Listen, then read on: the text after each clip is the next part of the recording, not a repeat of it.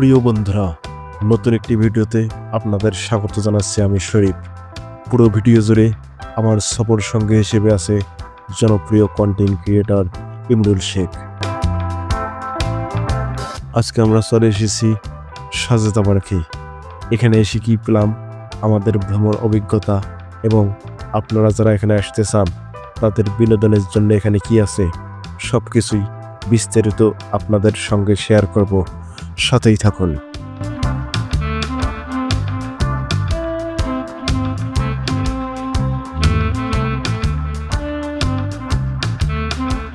সাজেদা পার্কে আসতে চাইলে দেশের যে কোনো প্রান্ত থেকে গাজীপুর চৌরাস্তায় এসে নামবেন।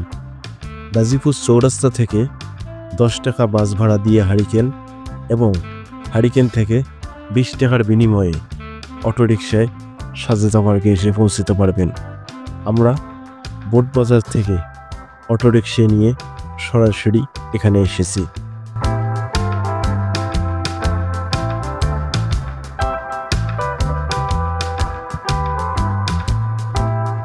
এই পার্কের প্রতিটি টিকিটের মূল্য 50 টাকা।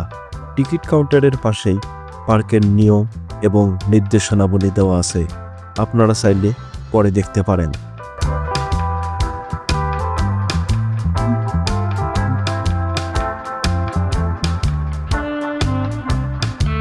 পার্কে প্রবেশ করেই এন্ট্রি গেটের পাশেই এই দৃশ্যটা আপনাদের বেশ ভালো লাগবে।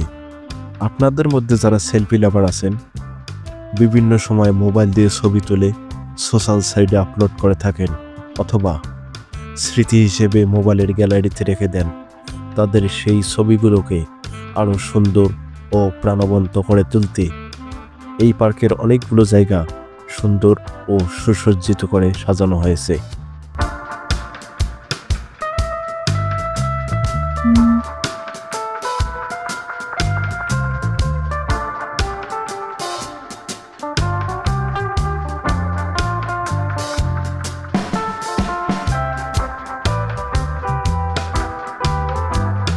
আপনারা চাইলে এখানে বসে সময় কাটাতে পারবেন কিংবা আপনাদের পছন্দ মতো ছবি তুলতে পারবেন।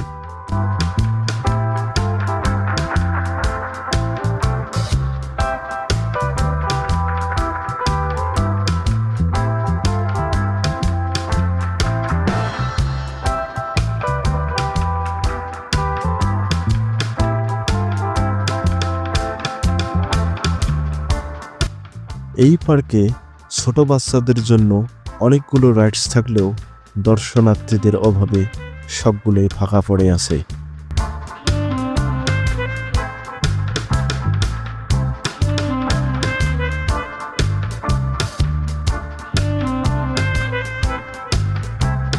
আমরা প্রথমেই চলে আসলাম পুকুর পাড়ের দিকে, যেখানে দোল খাওয়ার জন্য অনেকগুলো দোলনা এবং সময় কাটানোর জন্য বসার সুব্যবস্থা আছে।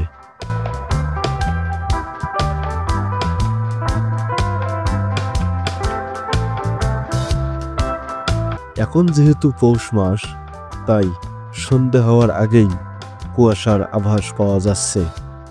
এই মুহূর্তে এখানকার তাপমাত্রা 18 ডিগ্রি সেলসিয়াস।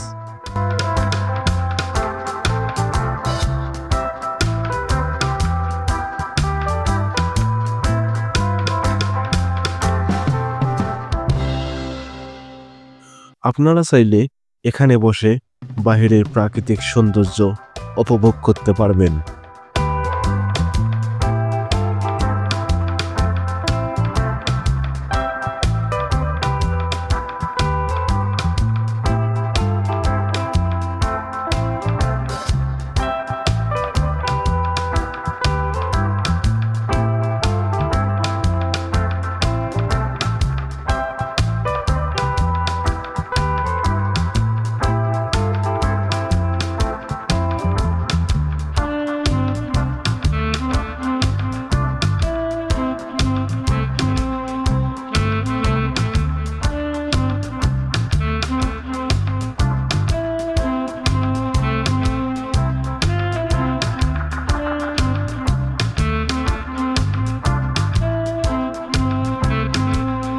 এখানে দর্শনার্থীদের বিনোদনের জন্য অনেকগুলো রাইডস থাকলেও ম্যাক্সিমাম রাইডসগুলোই ফ্রিতেই ব্যবহার করা যায়, এর জন্য কোনো অতিরিক্ত টাকা দিতে হয় না।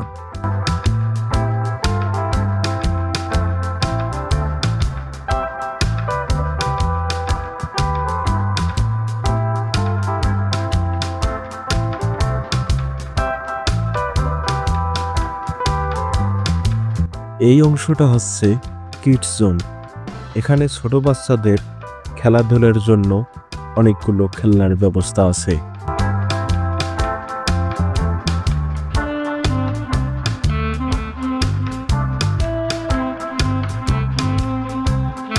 কিডস জোনের পাশেই আছে ফাস্ট ফুড কর্নার। আপনারা কোনো কিছু খেতে চাইলে এখানে এসে খেতে পারবেন।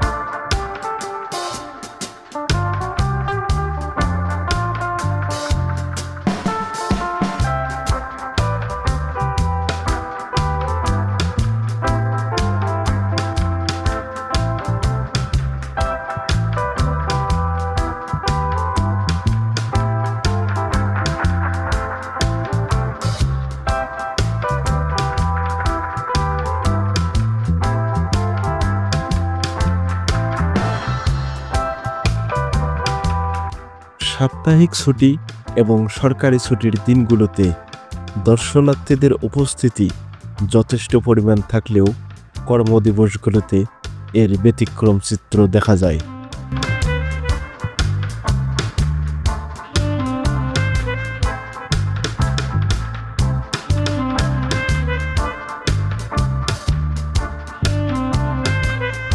প্রিয় বন্ধুরা, এই পার্কটি সুন্দর করার জন্য পার্ক কর্তৃপক্ষ যথেষ্ট পরিমাণ চেষ্টা করলেও জনসাধারণের উপস্থিতি কম থাকায় পার্কের সকল সৌন্দর্য অম্লান হয়ে গেছে। তাই একথা বলা যেতেই পারে, পৃথিবীতে মানুষ আছে বলেই পৃথিবী এত সুন্দর। তাই মানুষকে ভালোবাসুন, মানুষের পাশে থাকুন। দেখা হবে নতুন কোনো ভিডিওতে, সেই প্রত্যাশায় শুভ বিদায়।